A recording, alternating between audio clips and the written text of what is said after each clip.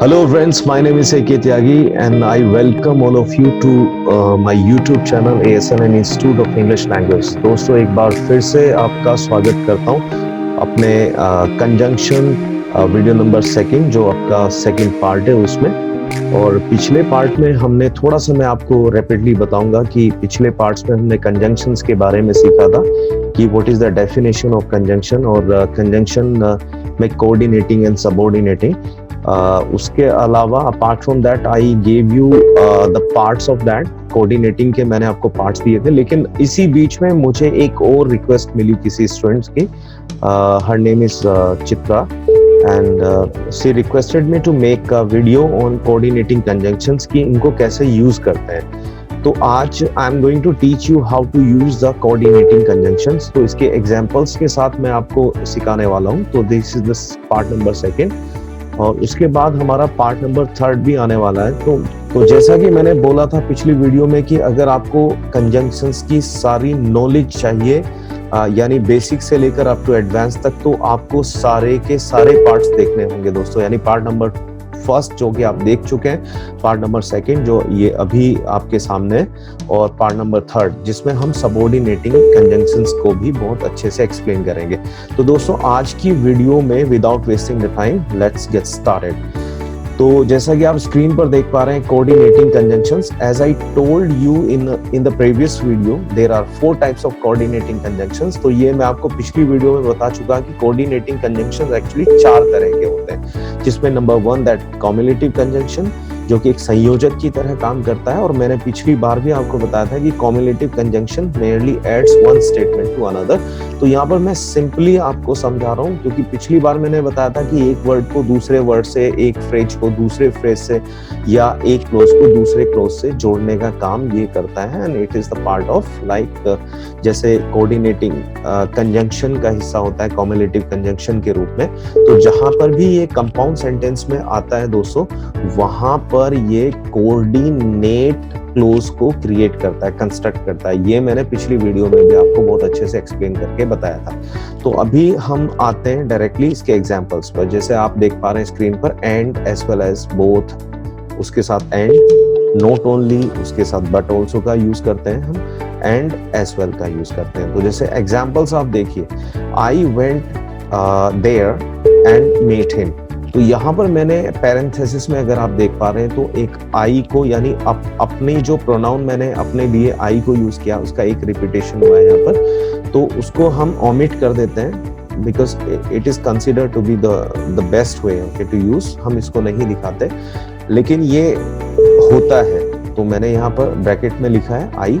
तो ये complete sentence actually 2 closes हैं इसमें, जो I went there, this is the principal clause, main clause, independent clause है, और उसके साथ एंड के साथ एक दूसरे क्लोज को हमने जोड़ा है, that is the coordinate close, जो कि पहले क्लोज को कोऑर्डिनेट करके और दोनों वैल्यू में बिल्कुल समान है। तो यहाँ पर एंड से हमने दोनों क्लोजेस को जोड़ दिया। तो इस तरह से आप 2 क्लोजेस को एंड से जोड़ सकते हैं। The next sentence, Ram as well as Raju comes here. तो जैसा मैंने पिछली बार भी बताया था कि जब हम 2 सब्जेक्ट्स को एज वेल एज से जोड़ते हैं तो we have to remember that कि जो सब्जेक्ट आपका आना चाहिए वो पहले सब्जेक्ट के अकॉर्डिंग आना चाहिए। तो दोस्तों ये थोड़ा सा एक मैं डीप ग्रामर का पार्ट पढ़ा रहा हूँ, और जैसा मैं I want to mention something कि जिस तरह से मुझे रेस्पॉन्ड मिल रहा है दैट इज ट्रेमेंडस, बहुत अच्छा। मेरा प्रोत्साहन आप इसी तरह से बढ़ाते रहिए दोस्तों। मैं आपको एक गारंटी देता हूँ कि इस तरह की क्लासेस आपको यूट्यूब पर नहीं मिलेगी क्योंकि ये एक्चुअल ग्रामर पर बेस्ड है सारी। तो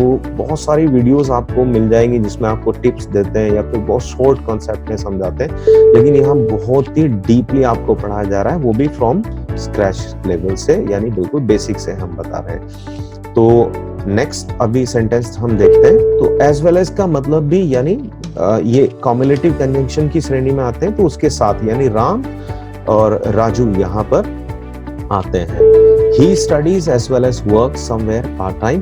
तो वो पढ़ाई करता है और साथ साथ काम भी करता है कहीं पर, वो भी पार्ट टाइम।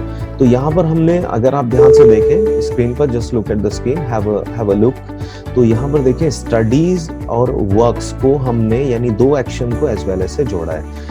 तो समहाउ दैट यहाँ पर भी अगर आप ही को जोड़े फिर से, तो that he studies as well as he work somewhere, तो यहाँ पर भी दो क्लोजेस को हमने एज वेल एज से जोड़ा है। The car as well as the bike needs a mechanic for maintenance to keep it running well.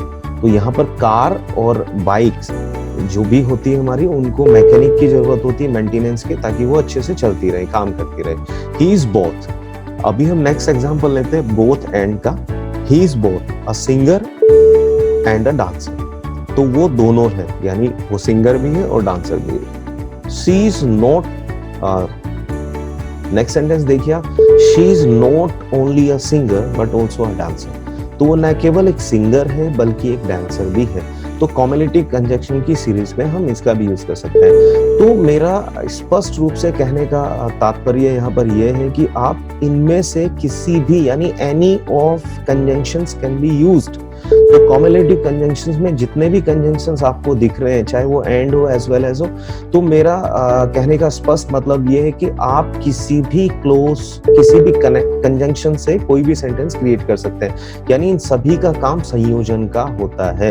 एक छोटा सा एग्जांपल फिर से मैं देना चाहता हूँ, यानी आप चाहें तो Ram as well as Raju comes here, या आप इस सेंटेंस को बना सकते हैं Ram and Raju come here. But लेकिन अंतर ये होगा कि जब आप एज वेल एज से बना रहे हैं तो आपका जो वर्ब है वो राम के अकॉर्डिंग आ रहा है यहाँ पर सिंगुलर, क्योंकि एज वेल एज में पहले सब्जेक्ट के अकॉर्डिंग हम वर्ब लगा रहे हैं, ठीक है। जबकि अगर आप एंड से जोड़ें तो we have to use a plural action over there. फिर हमें सेंटेंस बनाना होगा Ram and Raju come here, ना कि कम्स हियर, ठीक है। और इसी तरह से हम जो नीचे वाले सेंटेंस है उनको भी हम अगर डायरेक्टली, जैसे आप एग्जांपल ये ले, she is not only a singer but also a dancer, तो हम इसको डायरेक्टली बना सकते हैं she is a singer as well as a dancer and she is singer and dancer, ठीक है, या she is singer and dancer as well. तो हम इस तरह से भी, यानी किसी भी कनेक्टर का यूज करके हम इनको बना सकते हैं। That's why these are called cumulative conjunctions, ठीक है। और नेक्स्ट सेंटेंस में देखेंगे Ram does not only help me but also gives me money. तो राम न केवल मेरी सहायता करता है बल्कि मुझे पैसे भी देता है। एंड द लास्ट सेंटेंस में हम देखेंगे I have swept the floors and cleaned the sink as well. तो मैंने फ्लोर्स को साफ किया और सिंक को भी साथ में साफ किया। तो मैं इसको चाहे तो मैं एंड से भी जोड़ सकता हूँ, एज वेल एज से भी मैं इसको बना सकता हूँ।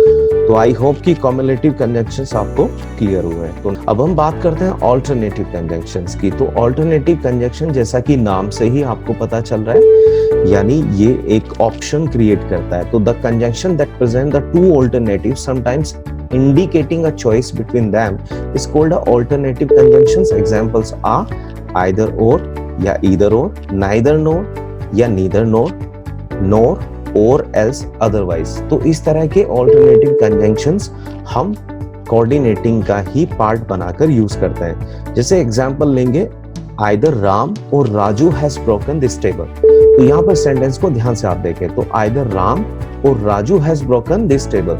तो या तो राम ने या फिर राजू ने इस टेबल को तोड़ा है। तो जब कभी हम दो, देखो हमेशा आइदर या नाइदर का यूज हम दो के लिए ही करते हैं, दो व्यक्ति या दो वस्तुओं के लिए ही करते हैं, या दो वर्ब्स, दो से ज्यादा हम इसको यूज नहीं करते। यानी अगर दो से ज्यादा हमें चॉइस क्रिएट करनी होती है तो हम एनी का यूज कर लेते हैं, लेकिन जब दो तक हम सीमित रहते हैं तो हम आइदर का यूज करते हैं। तो दो से ज्यादा के लिए एनी या वन का यूज हो जाता है या फिर नन का यूज हो जाता है, लेकिन दो के लिए केवल आइदर और नाइदर का ही यूज करते हैं। तो once again I am giving this example, either Ram और Raju has broken this table.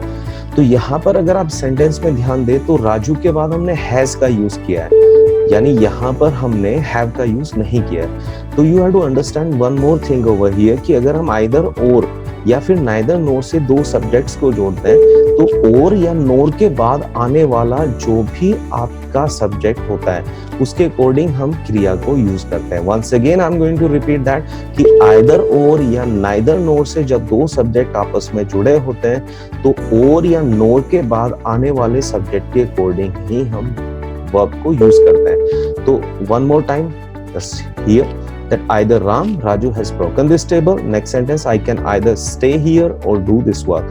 तो यहाँ पर हमने दो क्रिया यानी दो एक्शन को जोड़ा है either or से। तो मैं या तो यहाँ पर रुक सकता हूँ या फिर इस काम को कर सकता हूँ। यहाँ पर फिर से एक चॉइस क्रिएट हुई है। इसी तरह से हम देखेंगे either the US or China is are going to benefit from this ongoing trade war। तो जो ये ट्रेड वॉर चल रहा है, इससे या तो फिर चाइना या फिर यूएस को फायदा होने वाला है। ठीक है, तो यहाँ पर मैंने इज और आर को ऑल्टरनेटिव में फिर से, यानी यहाँ पर स्लैश मैंने लगाया हुआ है। स्लैश का मतलब है यहाँ पर यानी और।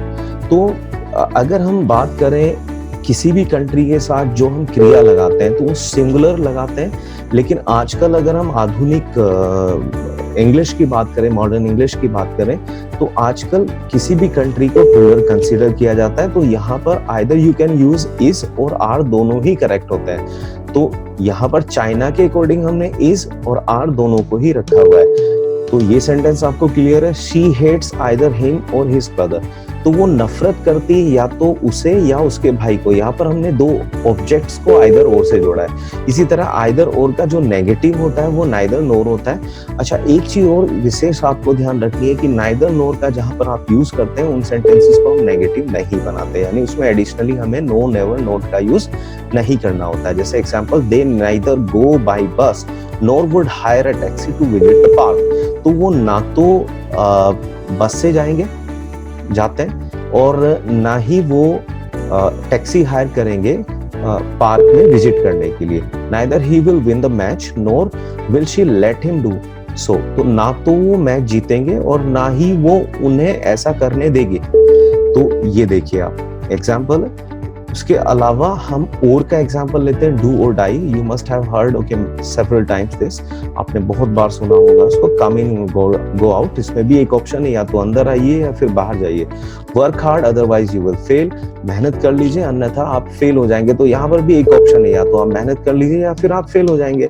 द कंपनी कमिटेड, यानी कंपनी ने कमिटमेंट किया था, they will offer a service on time, कि वो हमें समय पर सर्विस देंगे। Else they will return our money, या फिर वरना वो हमारा पैसा वापस कर देंगे। तो यहाँ पर भी एक चॉइस क्रिएट होती है, यानी एक आपका विकल्प होता है। यू कैन हैव कॉफी और टी, तो आप ले सकते हैं चाय या कॉफी। तो दोनों में से फिर से एक ऑल्टरनेट है, you must either obey my instructions और क्विट। तो या तो आप मेरे निर्देशों का पालन करें या फिर आप छोड़ सकते हैं। तो you must either obey my instruction or quit, I will neither obey your instruction nor quit। तो ना तो मैं आपके निर्देशों को मानूंगा और ना ही मैं छोड़ूंगा। तो this is the negative of either, and you are not my friend nor will you ever be, और आप मेरे दोस्त नहीं है और ना ही कभी होंगे। तो यहाँ पर देखिए, अब नोर के बाद जो will you ever be है, वहां पर हमने नेगेटिव का यूज नहीं किया है। आर के साथ नोट है, लेकिन नोर के बाद हमने नोट का नहीं, जबकि जो एवर है वो नोर के साथ मिलकर वो नेवर की सेंस निकाल रहा है। तो इसका मतलब हुआ कि आप मेरे दोस्त नहीं है और ना ही कभी होंगे। You must pay the fine otherwise you will be punished. तो आपको फाइन देना होगा, आपको जुर्माना देना होगा, अन्यथा आपको सजा दी जाएगी, आपको सजा मिलेगी। तो this was the alternative conjunction. उम्मीद करता हूं कि यहाँ तक आपको बिल्कुल अच्छे से समझ में आया है। अब हम अपने थर्ड कंजंक्शन की बात करते हैं, and that is adversative conjunction. तो adversative conjunction expresses the opposition और contrast between two statements and examples are. तो जहां पर दो कथनों में एक विपरीतता जहां पर का बोध होता है, तो वहां पर एडवर्जन यानी विपरीतता का बोध ये कराता है, that is called the adversative conjunction. इनके एग्जांपल में but, yet, however, nevertheless, nonetheless, still, whereas and why. तो जैसे एग्जांपल से हम इसको समझने की कोशिश करते हैं कि जब आपके दोनों क्लॉजेस में विरोधाभास प्रकट होता है, यानी एक दूसरे का विपरीत होता है, तो तब हम इन कंजंक्शंस को यूज करते हैं। जैसे द रोप वाज थिन, तो जो रस्सी थी वो पतली थी बट इट वाज स्ट्रॉन्ग, लेकिन मजबूत थी। तो देखो, पतली, जहां पर कोई चीज थिन है तो हम उसे मजबूत नहीं कंसीडर करते, लेकिन उसके बावजूद वो स्ट्रॉन्ग थी। तो दोनों में यहाँ पर कॉन्ट्रास्ट है, यानी ऑपोजिशन। ही इज रिच, वह धनी है, स्टिल ही इज अनहैप्पी, फिर भी वो खुश नहीं है। तो देखिए, यानी धन जो किसी भी जो प्रॉस्पेरस लाइफ जीता है, यानी एक वेल्दी लाइफ जीता है, तो उसको समझा जाता है कि वो खुश होगा, लेकिन यहाँ पर ही इज अनहैप्पी। तो दोनों में कंट्रास्ट है। तो जैसा कि आप सेंटेंस में देख रहे हैं, there was little chance of success, nevertheless या nonetheless they decided to go ahead. तो थोड़ा चांस था सफलता का, उसके फिर भी उन्होंने डिसाइड किया आगे बढ़ने का। तो यहाँ पर नेवरदलेस या नॉनदलेस में से किसी भी एक का यूज हम कर सकते हैं, फिर भी की सेंस में। ही इज अ डॉक्टर, यहाँ पर हमने हाउएवर का भी यूज हम कर सकते हैं, that there was a little chance of success, however they decided to go ahead.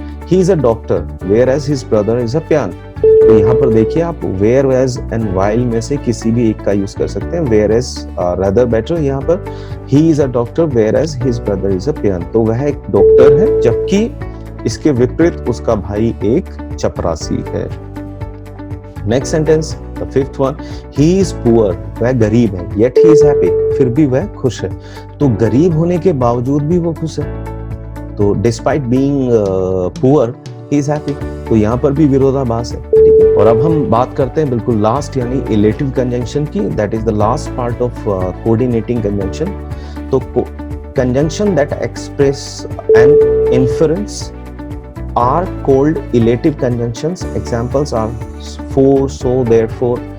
तो जहां पर हम किसी भी, मैंने जैसे पिछली बार आपको बताया था कि एक परिणाम को दिखाता है, परिणाम को बोध करता है, यानी कोई एक क्लोज दूसरे क्लोज का परिणाम होता है, वहां पर हम इलेटिव कंजंक्शंस को यूज करते हैं। जैसे he works hard so he will win, वह मेहनत करता है इसीलिए वो जीतेगा। And they must not have been at home, तो वो घर पर नहीं होंगे, घर पर नहीं रहे होंगे, इसीलिए नोबडी आंसर द फोन। तो यहाँ पर फोर का यूज भी रिलेटिव कंजंक्शन के रूप में यूज हुआ है, जिसका मतलब यहाँ पर परिणाम स्वरूप, यानी इसीलिए नोबडी आंसर द फोन, वो घर पर नहीं है इसीलिए कोई भी जवाब नहीं देता है। समबडी केम, कोई आया, इसीलिए I heard a knock at the door, इसीलिए मैंने खटखटाने की आवाज सुनी दरवाजे पर। And he must be asleep, वो सोया होगा।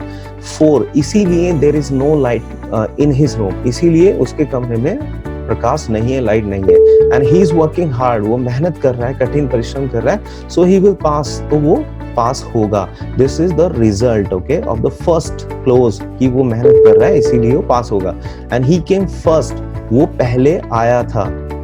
Therefore, इसी वजह से, इसीलिए he got a good seat, उसको एक अच्छी सीट मिली बैठने के लिए, ठीक है। तो दैट इज इलेटिव कंजंक्शन। तो अभी तक आपने कोऑर्डिनेटिंग कंजंक्शंस के जो चारों पार्ट है उनको बहुत ही अच्छे से विद एग्जांपल समझने की कोशिश की। तो ये these are the first, I mean once again I am saying that cumulative conjunction, alternative conjunction, adversative and illative conjunctions. कई बार इनके हम ऑर्डर को चेंज कर लेते हैं, यानी पहले एडवर्सेटिव, अल्टरनेटिव भी आ सकता है, ठीक है, तो उसमें कोई फर्क नहीं पड़ता है। तो ये यहाँ तक आपके चारों कंप्लीट हुए हैं। दोस्तों फिर से एक once again I want to make you request कि अगर आपको वीडियो अच्छी लगी और आपने वास्तव में कुछ सीखा है तो मेरी वीडियो को जरूर आप लाइक दें, पसंद करें, और you have to share this video with your friends so that मुझे एक आपकी तरफ से प्रोत्साहन मिले। अब इसके बाद हम बात करते हैं some important rules related to coordinating conjunctions, और these all rules play very important role in your spoken English as well as in your correspondence.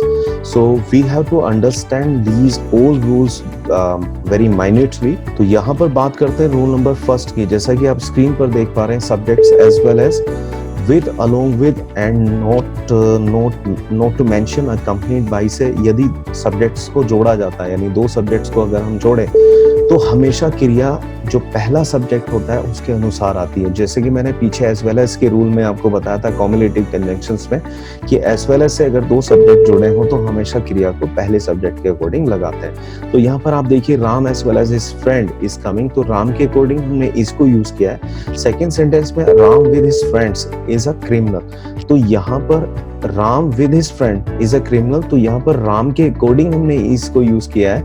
And the next one that he and not his brother is guilty, तो यहाँ पर ही के according यहाँ पर इसका use हुआ है, और इनका मतलब साथ से है, यानी राम और साथ साथ उसका दोस्त, राम उसके दोस्त, और राम वह और उसका भाई, ठीक है। Mohan along with his wife goes to the gym, तो मोहन अपनी पत्नी के साथ, यानी पत्नी के साथ साथ जिम जाता है। तो दैट हमने यहाँ पर गोज का यूज किया है, वो मोहन के अकॉर्डिंग किया है। The manager not to mention the 26 other employees comes on time, तो नोट टू मेंशन का मतलब होता है कि बात ही मत कीजिए, आई मीन दैट 26 एम्प्लॉइज की तो बात ही छोड़े आप, मैनेजर भी टाइम पर आता है, ठीक है। तो we are going to use okay these between two subjects. तो जब हम दो सब्जेक्ट्स के बीच में इनको यूज करते हैं तो क्रिया का विशेषता वी हैव टू रिमेंबर, हमें याद रखना होता है कि हम किस तरह से उसको यूज करें। और यहाँ पर अगर एक छोटी भी गलती अगर आप कमिट कर देते हैं तो वो सारा आपका सेंटेंस गलत हो जाता है। A very profitable company such as Gitanjali, तो यहाँ पर मैंने नाम एक्चुअली किसी कंपनी का नहीं लिया है। तो Gitanjali is a company that, तो very profitable company such as Gitanjali, तो जिस तरह गीतांजलि एक कंपनी है और बहुत ही प्रॉफिट यानी मुनाफा कमाती है, along with many other companies in India is not contributing to PM relief fund। तो केवल गीतांजलि नहीं, साथ में बहुत सारी ऐसी कंपनीज है जो बहुत अच्छे प्रॉफिट कमाए, जिन्होंने बहुत ज्यादा पैसा कमाया इंडिया में और अभी भी they are still making money, तो उन्होंने पीएम जो रिलीफ फंड था उसमें कंट्रीब्यूटिंग वो नहीं कर रहे हैं, यानी कोई भी योगदान नहीं कर रहे हैं। Ram accompanied by his friend goes to Haridwar on Sundays, तो राम अपने दोस्तों के साथ विजिट करता है, हरिद्वार जाता है संडेज में। तो जितने भी रविवार होते हैं, संडेज का मतलब यहाँ पर रविवार को अक्सर जाता है। तो इस तरह की चीजों में यानी इस तरह के सेंटेंस में हमें विशेष ध्यान रखना है कि हम क्रिया को किस तरह से यूज करते हैं। नोट नंबर 1, कई बार कंजंक्शन गलत स्थान पर प्रयोग किए जाते हैं, जिस तरह हम इन सेंटेंस को देखेंगे। एग्जाम्पल लेते हैं, not only he cheated his friend but also his parents, तो ये इनकरेक्ट है बिकॉज यहाँ पर आपने कंजंक्शन का यूज सही स्थान पर नहीं किया, तो उससे उसका मीनिंग बिल्कुल गलत हो गया। यानी न केवल उसने चीट किया अपने दोस्तों को, बल्कि उसके माता पिता ने भी किया, तो इसका मतलब हो गया नहीं ना केवल उसने किया बल्कि उसके माता पिता ने। जबकि हम कहना चाहते थे ही cheated not only his friend, यानी ना केवल उसने अपने दोस्तों को धोखा दिया, चीट किया, बल्कि अपने माता पिता को भी किया। तो हमारी ये सेंस थी। अगर हमारी सेंस चेंज हो जाए तो फिर उसका अर्थ, यानी जैसे ही आप प्लेस चेंज करेंगे तो उसका अर्थ भी डिफरेंट आएगा। एग्जाम्पल नंबर नेक्स्ट एग्जाम्पल हम लेते हैं, सिट आइदर क्वाइटली और go away, this is incorrect. ठीक है, एक और इनकरेक्ट सेंटेंस हम देखते हैं, उसके बाद फिर करेक्ट देखेंगे इनका करेक्ट ये जो वर्जन है वो यानी करेक्ट सेंटेंसेस क्या है। तो neither the poor villagers grow nor eat vegetables, तो यहाँ दोनों ही सेंटेंस गलत है। यानी सिट आइदर क्वाइटली, तो बैठो या तो शांति से या चले जाओ, तो ये कोई meaning that is the meaningless हो जाता है। तो इनमें दोनों वाक्य गलत है, क्योंकि कंजंक्शन जब जोड़े में हो तो कोर रिलेटिव्स हो तो उनका प्रयोग वाक्य में मौजूद विकल्प के ठीक पहले होना चाहिए। यानी आप किन विकल्प्स को सेंटेंस में दिखा रहे हैं उसके जस्ट पहले आपको यूज करना है, ताकि उनका सही मीनिंग यानी उसकी सही सेंस निकल कर आए। अभी हम इनका बिल्कुल करेक्ट सेंटेंसेस बनाते हैं। तो देखिए, आइदर सिट क्वाइटली, तो या तो शांति से बैठे, चुपचाप बैठे क्वाइटली, और गो अवे, या फिर आप चले जाएं। And the next, the poor villager neither grow, तो जो गरीब गांव वाले हैं वो ना तो उगाते हैं और ना ही सब्जियां खाते हैं, तो ना तो सब्जियों को उगाते हैं ना खाते हैं, तो यहाँ पर इसका रेलेवेंट मीनिंग आता है। ठीक है, नेक्स्ट नोट, कंजंक्शन जब जोड़े में हो तो जोड़ा सही होना चाहिए। यानी जब आप उसे एक कंपाउंड कंजंक्शन की तरह यूज करते हैं, ठीक है, तो तब उसका बिल्कुल जो पेयर आप क्रिएट करते हैं वो सही होना चाहिए। जैसे he is both intelligent as well as industrious, तो यहाँ पर बोथ के साथ आपको जैसा कि कॉम्युनिटिव कंजंक्शन में पढ़ने को मिला था, बोथ के साथ हम एंड का यूज करते हैं, एज वेल एज का नहीं। तो दिस इज इनकरेक्ट सेंटेंस, तभी इसको मैंने थोड़ा सा शॉर्ट में लिखा है, I see that is incorrect sentence. और he is both intelligent and industrious, ये आपका सही है बिकॉज बोथ के साथ आपने एंड का यूज किया है। The party is between 7 PM and 9 PM, ये करेक्ट सेंटेंस है। कई बार हम लोग यूज कर लेते हैं the party is between 7 PM to 9 AM, तो बिटवीन के साथ आपको कभी भी टू का यूज नहीं करना है, हमेशा एंड का यूज करना है। The party is from 7 PM to 9 PM, this is correct. From के साथ हम टू का यूज कर सकते हैं। Nothing else but arrogance ruined him, तो सिवाय घमंड के, उसके घमंड के उसने उसको बर्बाद किया, तो और कोई चीज नहीं थी जिसने उसको बर्बाद किया सिवाय उसके एरोगेंस के। तो यहाँ पर बट के साथ कई बार हम एक्सेप्ट का या कुछ एडिशनल वर्ड्स का यूज कर लेते हैं, वो गलत होता है, ठीक है। तो एल्स के साथ हम बट का यूज करते हैं, उसमें नेगेटिव बाद में नहीं लेकर आते हैं, बस पहले ही नन, नथिंग जो भी आता है पहले आ जाता है। रूल नंबर 3, नाइदर नोर, दोनों में से एक भी नहीं। यानी मैंने जैसे आपको स्टार्टिंग में बताया था, आइदर और नाइदर का यूज हम दो के लिए करते हैं, दो से ज्यादा के लिए पॉजिटिव में आइदर की सेंस में वन यूज हो जाता है या फिर एनी यूज हो जाता है क्वेश्चन में, और नेगेटिव में नन का यूज कर सकते हैं, ठीक है। लेकिन आइदर एंड और का यूज हमेशा दो में के लिए ही होता है। तो नाइदर नोर का मतलब दोनों में से एक भी नहीं, और आइदर का दोनों में से कोई एक, लेकिन ये श्योर नहीं होता कि कौन सा। तो neither Ram NOR Shyam has come, और नाइदर राम और हिज फ्रेंड्स हैव कम। तो देखिए यहाँ पर एक रूल को और थोड़ा सा यहाँ पर बल मिलता है, जो पीछे मैंने आपको पढ़ा था, which I taught you few minutes ago. तो यहाँ पर देखिए अब नाइदर राम नोर श्याम, तो श्याम के अकॉर्डिंग हमने हैज को यूज किया है, जबकि नाइदर राम और नोर के बाद हिज फ्रेंड्स यहाँ पर आ रहा है, जिसको मैं देखो थोड़ा सा हाईलाइट करके आपको दिखाता हूँ, हिज फ्रेंड्स। तो हिज फ्रेंड के अकॉर्डिंग यहाँ पर हैव का यूज हुआ है, तो बिल्कुल वही सही रूल है। यदि दो सब्जेक्ट नाइदर नोर, आइदर और तथा और से जोड़े जाएं, तो वर्ब अपने से नजदीक वाले सब्जेक्ट के अकॉर्डिंग आती है। यानी और नोर के बाद जो सब्जेक्ट होता है उसके अकॉर्डिंग। तो समीप का मतलब है कि देखिए आप हिज फ्रेंड से समीप, हैव के ज्यादा समीप राम है या फिर हिज फ्रेंड से, तो हिज फ्रेंड है। उसी तरह आप neither Ram NOR Shyam has come, तो हैज से ज्यादा समीप कौन है, राम या श्याम, तो श्याम है, अकॉर्डिंग उसके वहां पर क्रिया लगी है।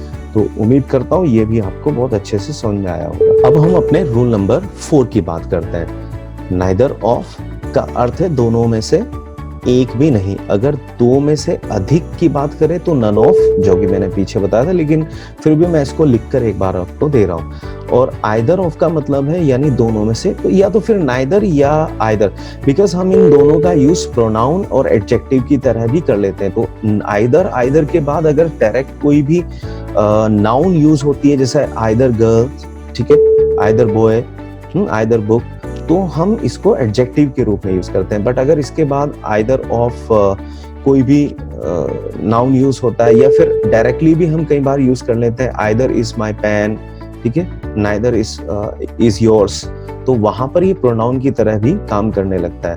तो अगर हम दो से अधिक के लिए कभी यूज करते हैं आइदर या नाइदर की सेंस में, तो हमें नन ऑफ या फिर वन ऑफ का यूज करना होता है। तो एग्जांपल देंगे, neither of these four his four son looked after him, तो यहाँ पर ये गलत है, दैट इज रॉन्ग, बिकॉज उसके कितने बेटे हैं, 4, तो चारों में से किसी ने भी उसकी देखभाल नहीं की थी, दिस इज इनकरेक्ट। तो none of his four sons looked after him, none of his four sons looked after him, तो ये आपका करेक्ट है, बिकॉज उसके 4 बेटे हैं और चारों बेटों में से किसी ने भी एक ने उसकी देखभाल नहीं की थी, तो यहाँ पर हम नाइदर का यूज नहीं करेंगे। इसी तरह हम आइदर का भी यूज करते हैं। तो either of his 4 sons can look after him, तो उसके 4 बेटों में से उसका कोई भी देखभाल कर सकते हैं, दिस इज इनकरेक्ट। लेकिन हम करें कि भाई one of his 4 sons can look after him, तो उसके चारों बेटों में से कोई एक, बट वी कैन नॉट से कि कौन सा